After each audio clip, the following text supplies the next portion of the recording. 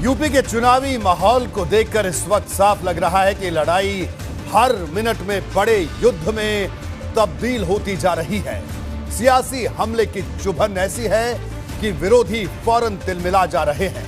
कासगंज से पीएम मोदी और सीएम योगी ने समाजवादी पार्टी के किलेबंदी पर हमले के लिए कानून व्यवस्था से लेकर अयोध्या तक के मुद्दे उठाए और यह साफ इशारा कर दिया कि भाजपा को पिछली बार से ज्यादा सीटें हासिल करने से कम कुछ मंजूर नहीं। प्रधानमंत्री ने ईवीएम को लेकर सपा के ऐतराज पर भी चुटकी ली। उन्होंने कहा कि ईवीएम को दोष अब जनता आपको स्वीकार करने को तैयार नहीं।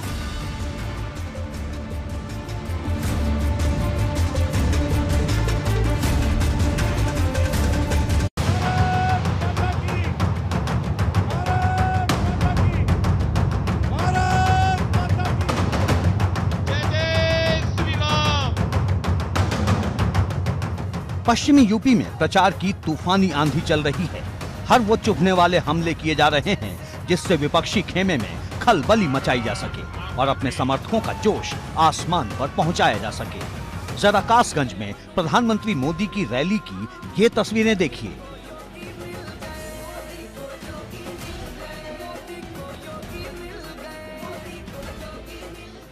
मोदी और योगी जी को जो आशीर्वाद और प्यार आप दे रहे हैं, उसने परिवारवादियों की नींद उड़ा दी है। पीएम मोदी ने 2 दिन के भीतर पश्चिमी यूपी में दूसरी बार जनसभा को संबोधित किया। सहारनपुर के ठीक बाद वे कासगंज के पटियाली विधानसभा क्षेत्र में थे। यहाँ उन्होंने सीधे सीधे सपा पर हमला बोलते हुए कहा कि अब ईवीएम का मुद्दा फिर उठने लगा है। मतलब साफ है, इस चुनाव के पहले चरण के बाद ये लोग उसी प्रकार का भाषा वातावरण अब ईवीएम को दोष दो। अरे जनता जनार्दन आपको स्वीकार करने के लिए तैयार नहीं है। अब उत्तर प्रदेश को गुंडा राज नहीं चाहिए। परिवारवादियों से कहना चाहता हूं कि भाई आपका डूबना तय है। अगर ईवीएम को ही गालियां देनी है तो 10 मार्च के बाद बहुत दिन है, देते रहना। सहारनपुर में दूसरे दौर में 14 फरवरी को वोटिंग होनी है तो कासगंज में तीसरे चरण में 20 फरवरी को मतदान होना है। प्रधानमंत्री मोदी ने यूपी के महासमर के मैदान में सीधे सीधे उतरने के लिए कासगंज को चुना तो इसके पीछे बड़ी वजह सपा के मैनपुरी, एटा, इटावा के घर से ठीक सटा ये वो इलाका है जहां भाजपा की जमीन मजबूत है और पार्टी आसपास के तमाम जिलों में मजबूती से पैर पसार रही है। दूसरी बड़ी वजह इसका दूसरे चरण के वोटिंग वाले जिले से सटा होना भी है, जिससे दूसरे और तीसरे चरण के हर विधानसभा क्षेत्र तक उनकी जनसभा का असर हो। पीएम मोदी ने यहाँ बार बार दोहराया कि अब समाज जातियों में नहीं बंटने वाला। कितनी कोशिश की इन लोगों ने आपको बांटने की, जाति के नाम पर अलग अलग करने की, लेकिन ये लोग पूरी तरह फेल हो गए। ये परिवारवादी महलों में जिंदगी गुजारने वालों को जमीनी सच्चाई का पता ही नहीं है। यूपी के लोगों के हित, यूपी के लोगों के लिए हम जानते हैं देश का हित सर्वोपरि है। पीएम मोदी की कासगंज सभा में सीएम योगी भी विरोधियों पर जमकर बरसे।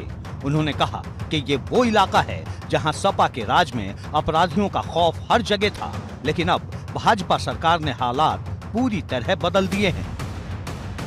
जिस क्षेत्र में हम ये कार्यक्रम आयोजित कर रहे हैं, आज से 5 साल पहले एटा, कासगंज, हाथरस, फर्रुखाबाद, बदायूं, इन सभी क्षेत्रों में जो सरकार 5 साल पहले थी, उनसे जुड़े हुए गुंडे अपहरण करके इसी क्षेत्र में लेकर के आते थे और फिरौती के बाद फिर यहां पर निर्दोष व्यापारी और नागरिकों की हत्याएं करते थे।